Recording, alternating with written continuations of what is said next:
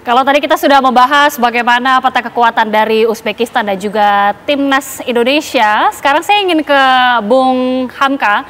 Bung Hamka, ini kan sebenarnya kalau dari sisi persiapan Indonesia cukup lebih diunggulkan lah dibanding Uzbekistan ya. Waktu persiapannya sedikit lebih banyak ya pada saat karena lolos lebih dulu. Apakah ini sejauh ini membacanya bagaimana persiapan dari timnas Indonesia, Bung? Silakan. Ya, kalau saya sudah semua ya saat ini dipaparkan tadi sama Bang.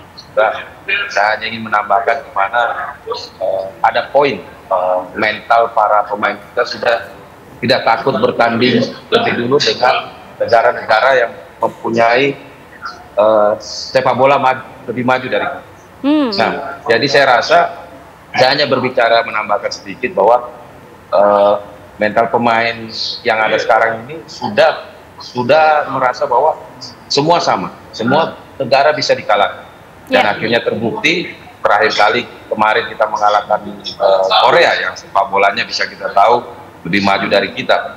Nah, untuk semifinal nanti ini saya rasa pemain-pemain usia 23 ini sudah mencapai target yang dipaparkan di awal oleh Coach Sintayong bahwa dia menargetkan kita bisa sampai semifinal dan akhirnya tercapai. Dan saya rasa untuk pertandingan melawan Uzbekistan ini ya teman-teman para pemain saya rasa hati tulus. Jadi Uzbekistan harus berhati-hati ketika bertemu dengan tim yang nanti tulus, dan itu akan jadi bumerang buat Uzbekistan sendiri. Dan di mana kita bisa tahu seperti apa yang dikatakan Saji tadi, progres dan juga proses sepak bola yang dibangun oleh Sintayong ini sudah sangat berkembang, kan sangat maju, di mana kita bisa lihat para pemain berani pegang bola, berani bermain dari kaki ke kaki, tidak ada lagi yang namanya itu dari kiper langsung striker. Jadi saya rasa peluang kita masih ada untuk melaju ke final nanti. Oke, peluang besar apalagi, karena mentalitasnya ya, luar biasa ya. Apalagi pertanyaan Mbak tadi bahwa persiapan kita lebih dulu bertanding. Nah, saya rasa ini salah satu untuk menjaga recovery ya. Jadi saya rasa mungkin kita akan lebih siap. Jadi untuk saya pribadi, saya rasa kita bisa melaju ke partai final. Amin, amin. Optimis tentunya ya, Bung ya. Ini selain selain tentunya para pemain yang secara mentalitas ini sudah sangat membara tentunya untuk mempersiapkan laga yang sangat menentukan esok. Kita juga akan lihat bagaimana persiapan dan juga euforia langsung di Qatar, karena sudah akan bergabung bersama kami. Sudah ada Mas Ali Murtado atau Pak Ali Murtado yang berada di Qatar. Ini adalah supporter dari Indonesia yang berada di sana, yang tentunya sudah menyaksikan beberapa laga sejauh ini. Selamat malam waktu Jakarta, Bung Ali Murtado. Malam, Gita. Apa kabar? Kabar baik, Bung. Ini bagaimana kemudian sejauh ini dari sana memantau, apalagi persiapan menjelang laga yang bikin deg-degan pastinya? Iya, sebenarnya dari laga pertama antusiasme itu sudah sangat tinggi ya. Cuman yang membedakan untuk laga semifinal besok adalah banyaknya diaspora Indonesia di luar Qatar. Mereka yang berasal dari United Arab Emirates, kemudian ada yang dari Saudi Arabia, ada yang dari Kuwait. Itu juga yang berbondong-bondong untuk datang ke Qatar menyaksikan laga ini. Jadi ini euforianya bukan hanya untuk WNI di Qatar, tapi praktis WNI di Timur Tengah juga, diaspora kita di Timur Tengah. Sudah berapa banyak ini? Apakah sudah ada komunikasi dari semua WNI yang berkumpul ini, Bung, sejauh ini? Bagaimana?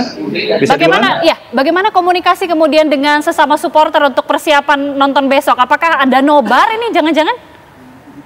Oh ya, kalau sejauh ini sih kalau kita di Qatar kita masih fokus untuk mobilisasi supporter ke stadion langsung ya. Jadi kita akan penuhi stadion dengan supporter kita. Kemudian kalau koordinasi dengan supporter lain, sebenarnya ini kan bukan kali pertama saja ya Qatar Indonesia bermain di Qatar. Pada saat Piala Asia Senior juga Indonesia ada di sana, bahkan masuk ke 16 besar begitu ya. Jadi kita sudah memiliki grup WhatsApp yang anggotanya ribuan, kemudian juga kita sudah membentuk korwil di masing-masing wilayah di Qatar. Jadi komunikasi kami sangat-sangat berlangsung baik saat ini. Dan insya Allah besok kita akan siapkan juga kejutan-kejutan karena gimana, Agita? Iya, silakan dilanjut, Bung. Silakan dilanjut.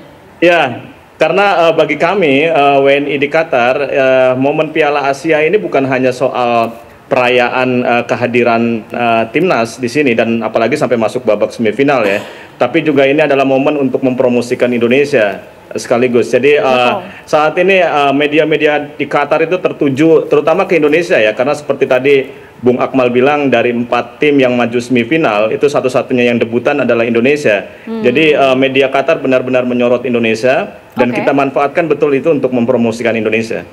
Wah, luar biasa. Sejauh ini Bung sudah ada mungkin data kah akan ada berapa ribu supporter kira-kira dari orang Indonesia atau WNI yang akan menonton di sana nanti? Ya, Agita, kalau misalkan kita lihat kan kapasitas stadium Abdullah bin Khalifa ya, ABK, atau di sini sering diplesetkan jadi Gelora bin Khalifa, GBK, karena saking penuhnya dengan sama-sama supporter GBK Indonesia ya? gitu ya. Itu kan kapasitasnya sekitar 10.000 ya, dan sampai saat ini atau bahkan sejak kemarin itu tiket itu sudah sold out. Jadi dan kami memperkirakan supporter Uzbekistan tidak akan terlalu banyak. Jadi mungkin sekitar 9.000 sampai 10.000 itu akan dipenuhi oleh supporter kita. Dan seperti yang sering juga disampaikan bahwa dari kelompok supporter Garuda Qatar juga sudah melakukan blocking tiket. Tentu tidak seluruhnya, hanya beberapa saja untuk mengamankan supporter yang militan lah begitu, untuk memudahkan mereka memberikan dukungan. Blocking tiket sendiri kita lakukan, saya pikir sekitar 3.000-an lah ya, tiket kita blok seatnya gitu ya, dan sisanya sekitar 7.000-an itu kita dirilis oleh panitia melalui aplikasi khusus namanya Haya Application. Dan sejauh ini baik yang Haya Application maupun yang blocking tiket tadi itu sudah habis semuanya. Wah, luar biasa, ini persiapannya ini sudah matang sekali ternyata dari supporter di sana ya. Sudah ribuan, sudah dikoordinir dan juga manajemennya luar biasa. Kita tentunya akan menantikan bersama-sama, tapi terima kasih sekali lagi Bung Ali Murtado sudah berbagi antusiasme para supporter yang di sana. Salam tentunya untuk seluruh WNI yang di sana. Mudah-mudahan pertandingan berlangsung aman, lancar, dan tentunya Indonesia bisa meraih kemenangan. Terima kasih sekali lagi, Bung. Terima kasih Agita. Oke. Terima kasih. Ini luar biasa ya, Bung Akmal. Sekarang saya ingin ke Bung Akmal langsung. Tadi kalau Bung Ali Murtado sudah bercerita bagaimana antusiasme, bahkan tadi ditambahkan oleh Bung Hamka sendiri, mentalitas dari skuad kita ini sudah sangat-sangat terbentuk karena sudah melawan tim superior, sudah beberapa tim ya dalam laga terakhir.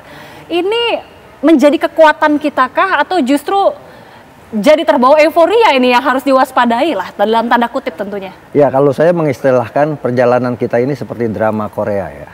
Queen of Tears lah, Wonderful World gitu kan. Yang digemari orang Indonesia. Siapa yang menyangka kita bisa sampai lolos ke babak semifinal, itu yang pertama. Yang kedua, kita juga punya keyakinan yang sangat kuat dengan materi pemain yang ada saat ini bahwa tim kita bisa memberikan kejutan lagi di semifinal untuk bisa lolos ke final. Kalau orang mengistilahkan 2006 misalnya Piala Eropa Yunani, siapa yang kenal Yunani? Mereka di bawah kepungan Jerman, Italia, Spanyol, Inggris, dan juga tuan rumah Portugal. Tapi mereka akhirnya bisa jadi juara sebagai tim kejutan. Apalagi sekarang misalnya pujian-pujian dan juga sanjungan dari seluruh media tadi disampaikan juga gitu kan. Sampai media Prancis, Lucarne Opos mengatakan bahwa Indonesia menjuluki Indonesia sebagai tim pengacau. Mengacaukan prediksi Piala Asia kali ini gitu kan. Kemudian bahkan koran Korea, Kosun itu menyebut Sintayong sebagai rubah yang menghancurkan negaranya sendiri gitu kan. Footballis, media Korea juga menyebutkan Sintayong dengan julukan God Taeyong gitu kan, Dewa Taeyong gitu. Nah, ini yang menarik di mana pemain-pemain kita sekarang mendapatkan pujian yang kita berharap pujian ini tidak meninabobokan. Para pemain melupakan semua pujian, tatap partai melawan Uzbekistan, karena menurut saya ada satu hal yang menguntungkan buat kita kali ini, walaupun Rafael Struijk tidak main misalnya. Karena stadion tadi GBK, Gelora bin Khalifah, Abdullah bin Khalifah ini sangat memberikan berkah buat Indonesia, karena setiap Indonesia main di sini kita selalu menang. Yang pertama di Piala Asia Senior kita kalahkan Vietnam. Waktu melawan Qatar kita main di Jassin bin Hamad, kita kalah 0-2. Tapi di 3 pertandingan terakhir kita melawan Australia di Abdullah bin Khalifah, kemudian Jordania, Korea Selatan di tempat yang sama, dan Uzbekistan akan kita hadapi di tempat yang sama. Bukan mustahil berkah dari stadion Abdullah bin Khalifah ini bisa memberikan kekuatan moral buat para pemain, apalagi tadi dikatakan hampir 10.000 masyarakat Indonesia akan menonton di sana. Belum lagi yang di Indonesia kan, dengan doa-doa pencakar langitnya yang luar biasa gitu kan, dan kita berharap momentum ini bisa menjadi momentum kebangkitan sepak bola kita. Yang penting adalah STY gitu. Semua terus yakin bahwa kita bisa berprestasi. Amin. Nah, nanti kita akan bahas juga ya tentunya selain euforia dan juga dukungan dari seluruh masyarakat Indonesia, nanti kita akan bahas strategi langsung yang akan mungkin dilakukan oleh Coach Sintayong, dan nanti kita juga akan melihat lagi bagaimana dukungan dari supporter. Kalau tadi pria, sekarang supporter wanita yang berada di Qatar nanti juga akan memberikan cerita-ceritanya kepada kita. Usai jeda pemirsa, kami kembali.